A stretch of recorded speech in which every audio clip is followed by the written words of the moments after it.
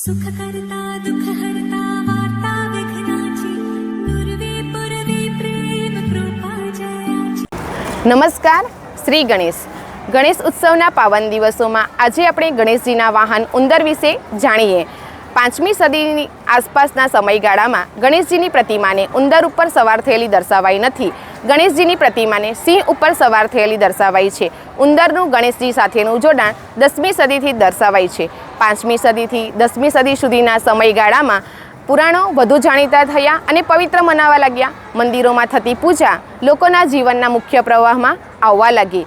ગણેશ ઇતર દેવતાઓના મંડળમાંથી મુખ્ય દેવતા ગણાવા લાગ્યા। ગણેશ પુરાણમાં કહેવાયું છે કે પરાશર ઋષિએ ગણેશજીને પ્રાર્થના કરી, તેનું કારણ તેમની પવિત્ર ઝૂંપડી કોઈ તીવ્ર દાંતવાળા પ્રાણીએ કરડી ખાધી હતી અને ગણેશજી ઉંદર ઉપર બેસી ગયા અને ત્યારથી ગણેશજીની પ્રતિમાને ઉંદર ઉપર સવાર થયેલી દર્શાવાઈ।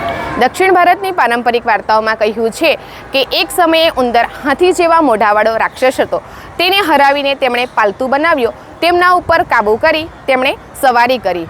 સદીઓથી આપણા જીવનની અંદર મુશ્કેલી ઊભી કરનાર ઉપદ્રવી જંતુ જે આપણા જીવનની અંદર ઉકેલી ન શકાય તેવા પ્રશ્નનું પ્રતીક છે, ઉકેલ આણનાર તરીકે ગણેશજી આ પ્રશ્નોના ઉપદ્રવને આપણા જીવનમાંથી કાઢી નાખે છે। ઉંદર એ ફળદ્રુપતાની નિશાની પણ છે, તેની પ્રજનન ક્રિયા ખૂબ સાહજિક છે, આથી ઉંદરનું ગણેશજી સાથે જોડાવવું એ સ્વાભાવિક છે। ફળદ્રુપતાના પ્રતીક જેવા કે ઘાસ એટલે કે દરોઈ અને સાપ સાથે પણ ગણેશજી જોડાયેલા છે। આપ સૌને ગણેશ ઉત્સવના પાવન પર્વની ખૂબ ખૂબ શુભકામના। હર ઘર વશિષ્ઠ, હર દિલ વશિષ્ઠ।